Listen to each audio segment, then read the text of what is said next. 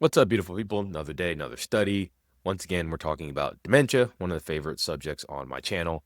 And if you haven't heard me talk about it before, I'm an ApoE4 carrier, which is a higher genetic risk for dementia.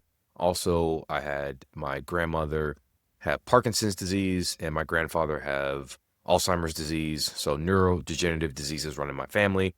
So it is something I'm interested in preventing.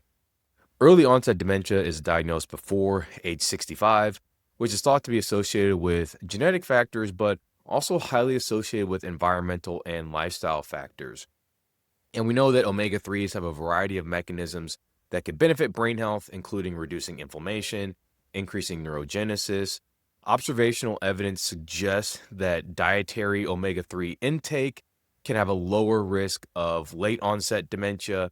This study examined blood omega 3 levels and the risk of early onset dementia from the UK Biobank.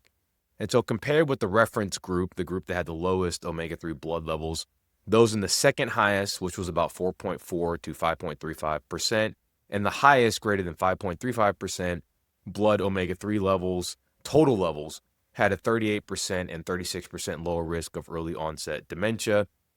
The highest group had an omega 3 index of around 8%, and that's calculated based upon the author's previous paper where they tried to look at the blood levels themselves and then calculate an omega 3 index from that.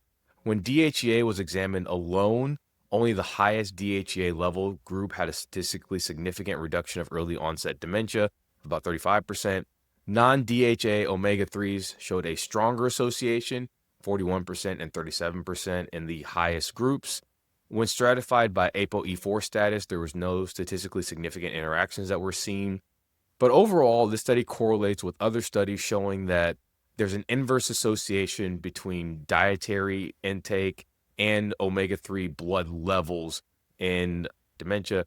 Increasing omega 3 levels from the lowest to the highest group in this study would require about 1,600 milligrams more of daily combined DHA and EPA, which is in line with the general recommendations if people do supplement of 1 to 2 grams of fish oil daily.